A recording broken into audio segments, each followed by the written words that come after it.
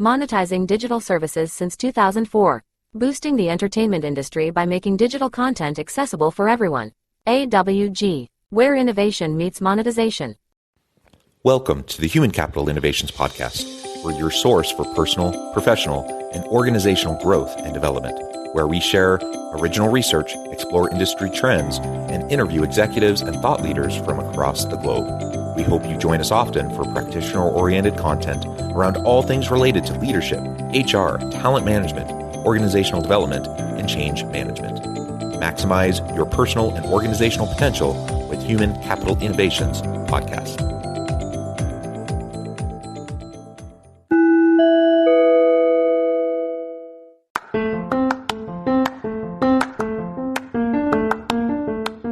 If you enjoy the Human Capital Innovations Podcast, enjoy ad-free listening by going to the Patreon page, and please consider contributing even at the producer or sponsorship level.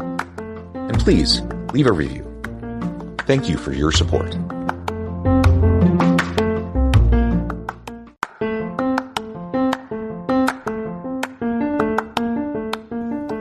Welcome to the Human Capital Innovations Podcast. In this HCI Podcast episode, I talk with Jose Cayasso about his personal journey as a Costa Rican entrepreneur and his efforts to grow and scale his young tech business.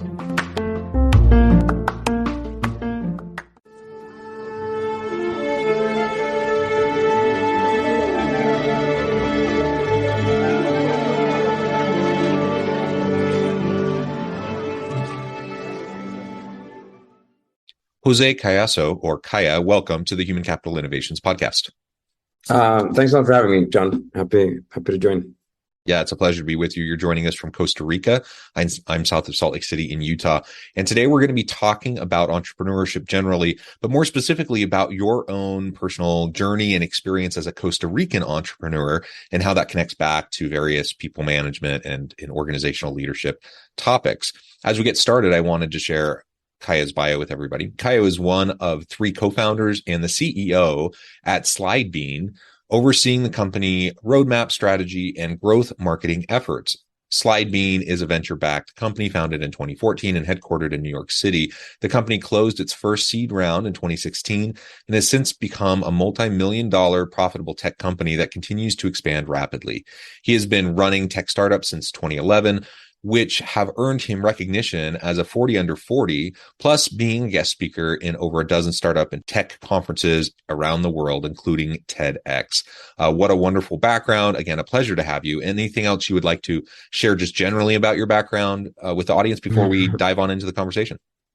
No, that sounds like maybe my LinkedIn. I don't know where that, but I guess that covers. Yeah, let's get to it, man. Yeah, cool. So, yeah, start off by just giving us a little bit of a background. You've been involved in tech for a long time. You've been involved in entrepreneurship and startups for a long time. That's always a challenging thing. I think that's challenging for anyone in any part of the world. I'm curious about what your experience has been specifically within the Costa Rican entrepreneurial kind of landscape and environment. And then we can talk more about Slidebean and what you've been doing recently. Yeah, I guess from the people management side, I think that what we've done really well is try and combine these two vastly different cultural approaches to hiring and to scaling a team, right?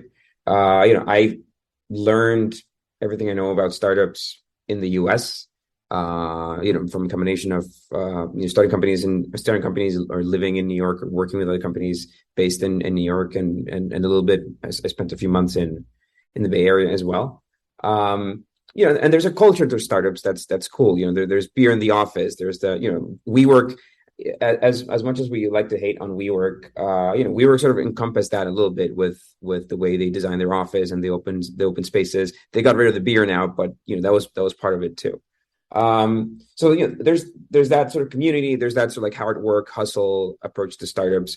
To how you run and you approach a team. And I firmly believe that the most successful companies out there, the most successful startups out there are successful in part because of that, in part because of how the early team, gets to work together and collaborate and grind a lot, and spend all-nighters and, coding and hackathons and all that. Like that, I think that culture is key, but it doesn't happen easily in other places around the world. I don't think it happens in Europe. Work for good or worse, by the way, for good or worse. Like in Europe, it doesn't happen because work regulation, people are very, very strict, and governments are really strict about work-life balance. So that's less likely to happen. And Costa Rica kind of operates a little bit like that, where there is no culture. There's little culture of that, even though some companies do ask their employees to grind. They don't do it because they don't do it for the startup reasons. I think they don't do it because they own equity in the company or they have stock options and they have it done to benefit. They do it because they have strict bosses that get them to, right? But that's, I think, the exception. We operate, I think, closer to the European model. So I think that the exciting part of how we run Slightly is I think we've tried our best to bring these two things together, where we have that started by, we have that sort of community. It sounds a little bit like marketing jargon, but I think we do have that in the team. Yeah. But at the same time, we're careful and aware of work-life balance and how people can balance these two things. Yeah, and if I can just reiterate something I'm hearing you say, which I think is super important, and that is just the recognition that in the startup phase, it is about the idea. It's about the new innovation or the new product you're bringing to market, and there's a lot of effort and work that has to go into that, no doubt. And you're going to grind and you're going to iterate and there's going to be lots of change and rapid iteration, and you need to be agile. Your ability to do all of those things is going to depend on the quality of the people on your team. And it's one thing when you're a small startup team of, say just a few co-founders, versus now you're starting to grow, you're starting to scale, you're hiring more people on, you get outside of that initial founding team. Are you bringing people on that mesh with the values, the priorities, the culture that you have in mind for your organization? Or are there starting to be, conflicts? And what we see in a lot of, especially fast growth startups and organizations, is they just really, really struggle with that, and making sure that there's alignment and congruence in finding that balance, between the grind and just that kind of really intense entrepreneurial spirit that has all the energy associated with it, versus, the structure and the scaffolding, the safety nets, the policies, the work-life balance elements, and all of those things that start to build as the organization starts to grow and become more formalized, right? Mm-hmm. Exactly. Yeah. So I think just focusing on the team components is always going to be important. And it sounds like that's been a clear part of your experience and your journey in the various startups and entrepreneurial efforts that you've been involved with. And tell me just a little bit then more about how that's then influenced your work with Slidebeam. You've already mentioned a little bit, but these past experiences leading into your current experiences, and you also talked about a bit of the unique Costa Rican context. It's a little bit more European-like in its model. Maybe we can dig into that a little bit more too.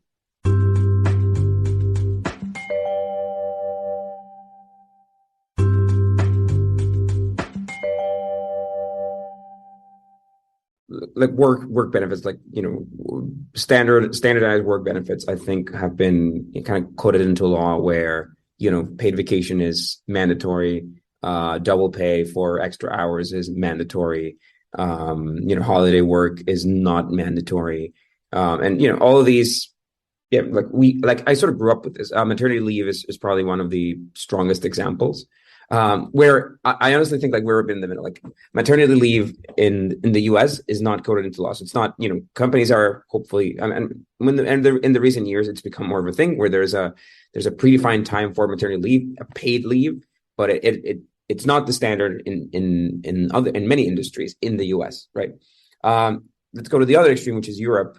And I will call this an extreme, where you have countries. I have friends in Sweden where each parent gets 1 year of paternity leave after each kid, which means that they don't necessarily need to take them together. So you have literally 2 years. So 1 year with the mother. If you play it well, you have 1 year with the mother, 1 year with the father, where they're not working, where they're at home with their kids. And this is fantastic for an employee, but I see it as a manager. And if you have to pay a salary to one of your team members for one entire year, it is a lot of money, right? This is probably coming from the government, from a government subsidy, and it's coming from taxes, et cetera. But it is a lot of, for a company, it's a mess, right? Not even talking about the money, it's a mess to just have an employee be gone for a year, for an entire year.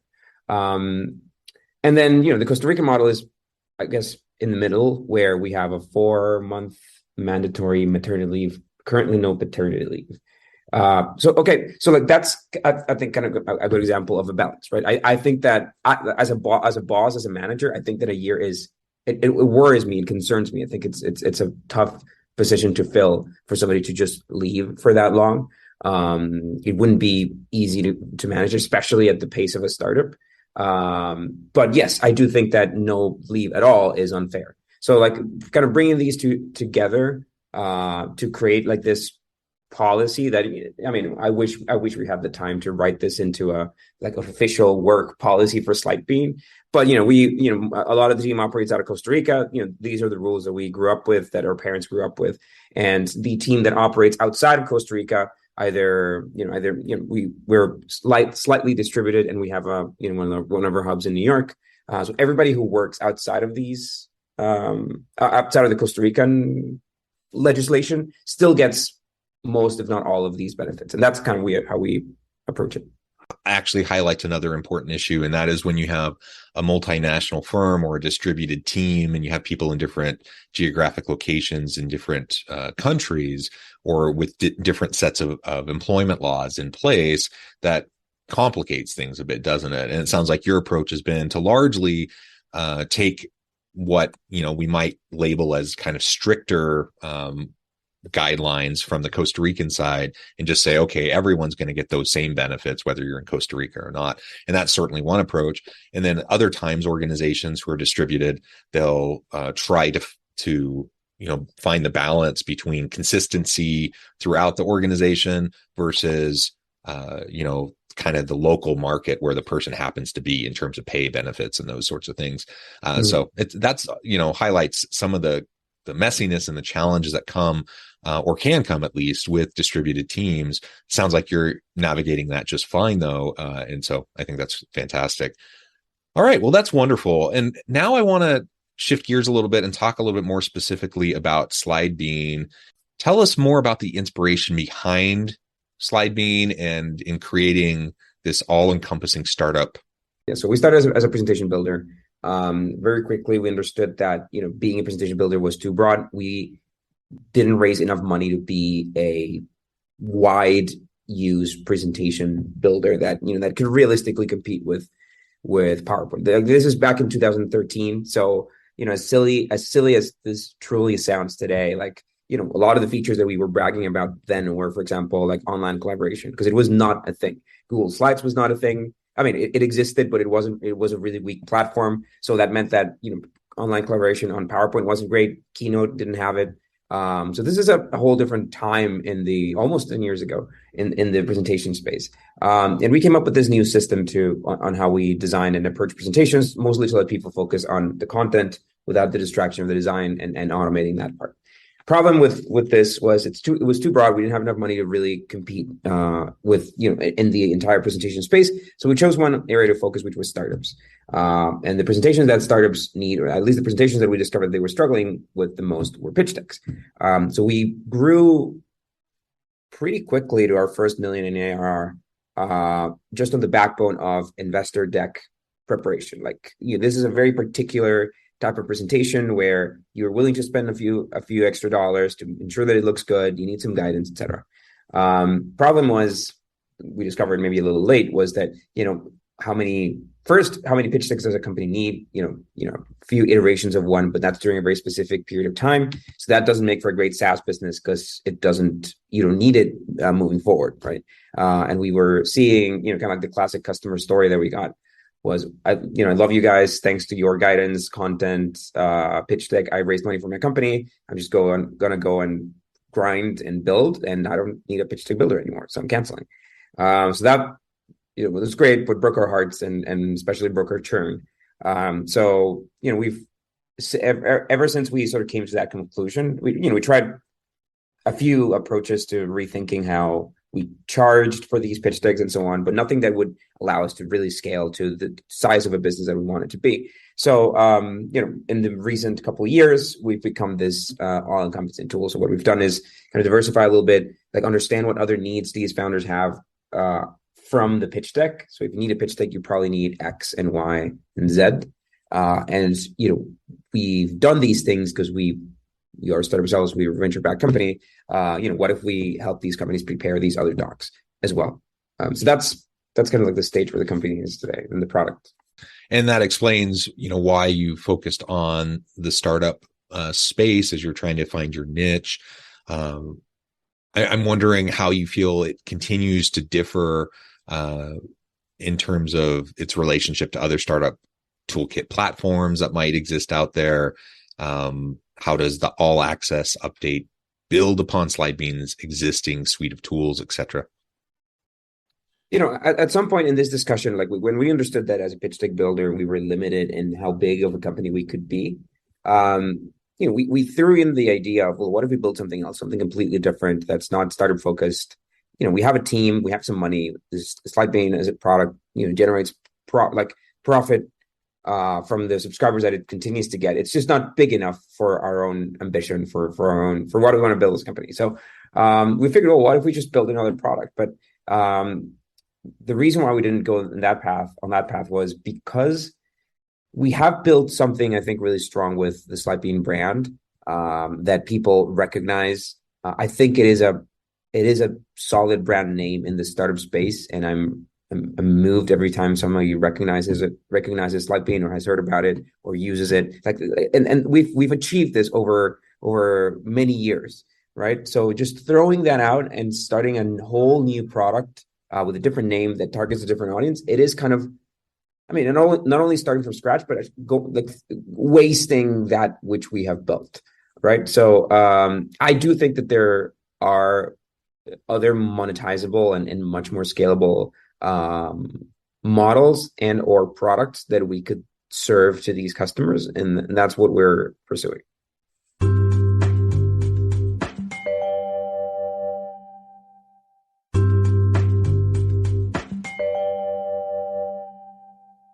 I know you have a growing YouTube following, 350K plus subscribers.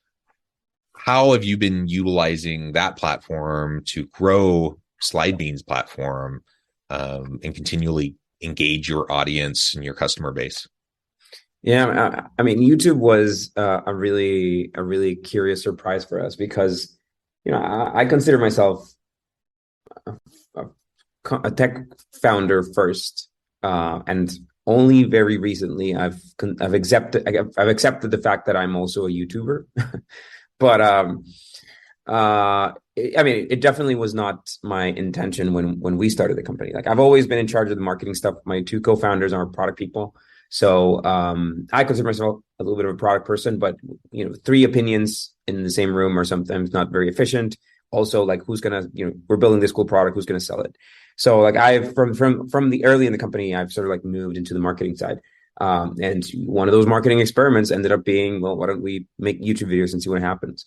And that ended up working much better than we had expected. I think, I'm also passionate about video on YouTube. I do have a background in animation. I studied digital animation, and which I think has helped even the pitch decks mostly in terms of storytelling, because animation is a very filmmaking based career. So we had a few storytelling, screenwriting classes in college.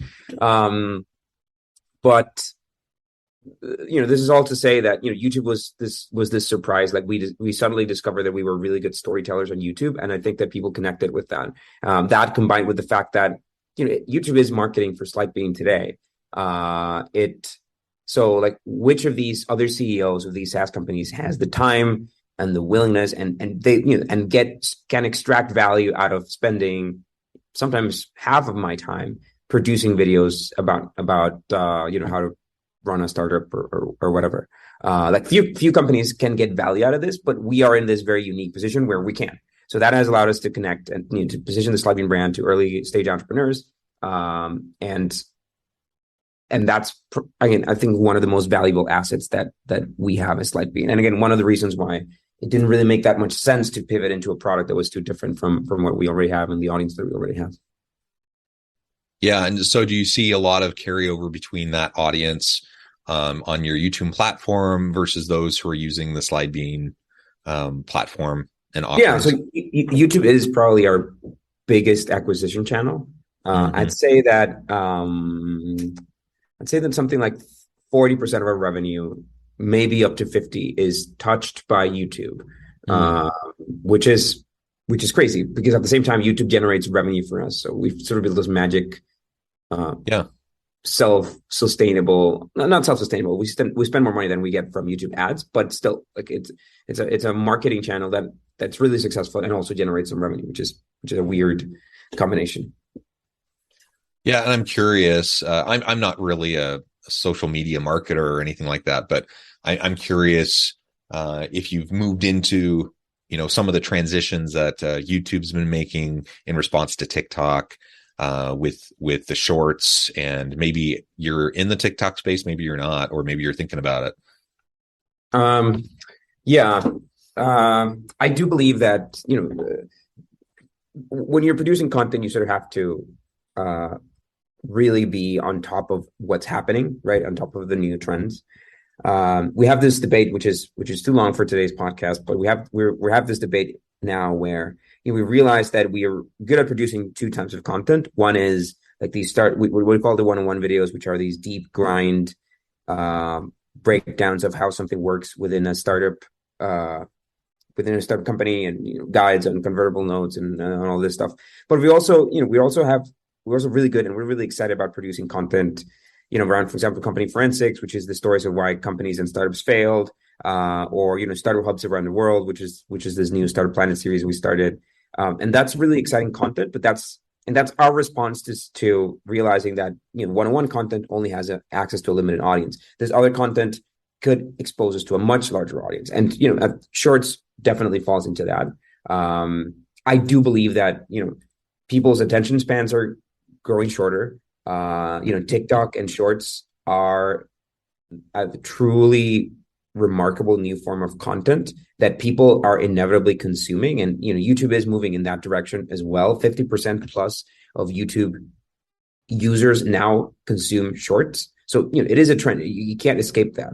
I think TikTok gets a bad rep because it did start as dancing videos, but in the last few months, maybe in the last year plus, it's become a really, really interesting platform. People are doing really creative stuff, really expensive, high production videos. I was at the summit, this video conference, like YouTuber conference, the other day, and Zach King was a really huge TikToker, spoke on how they approach their videos, which always have a stunt, like special effects stuff.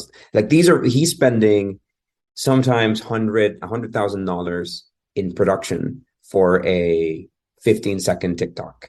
So like it is like that to me was an eye opener where like this is a format that matters, that where there's money, where companies are spending money to promote themselves, because it's so organic. Like my last point to that, I'm just blabbering too much about it.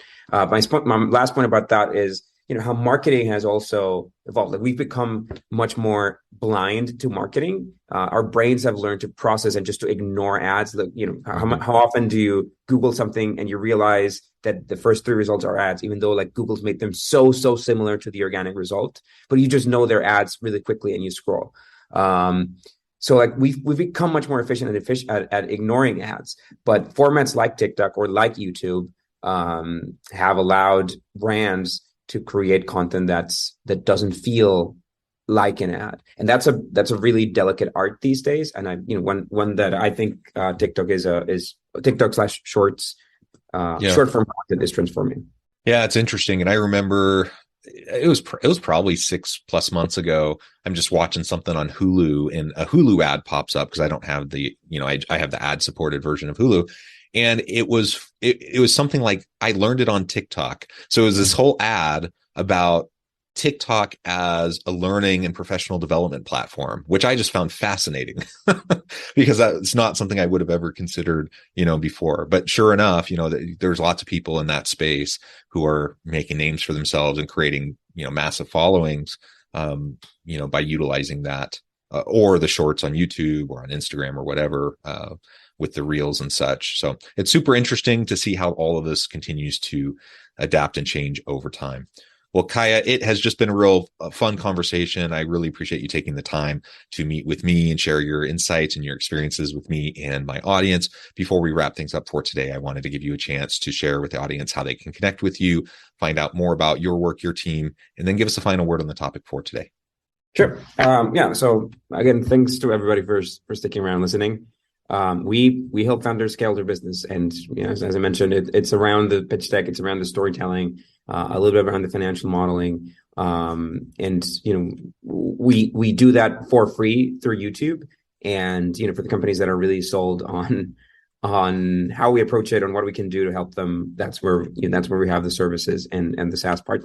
But yeah, I guess that I'll definitely say that YouTube is the place to start. It's free, and I think that you will probably find some good extension. If you found what I've just blabbered about for 30 minutes useful, there's hours of that on YouTube. So that's probably the place to start. Just look us up as Slide B. Wonderful. Thank you so much. It's been a pleasure. I encourage my audience to reach out, get connected, find out more about what Kaya can do for you. And as always, I hope everyone can stay healthy and safe, that you can find meaning and purpose at work each and every day. And I hope you all have a great week. Do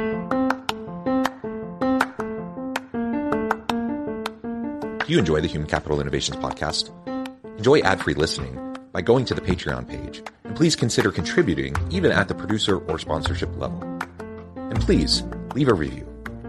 Thank you for your support.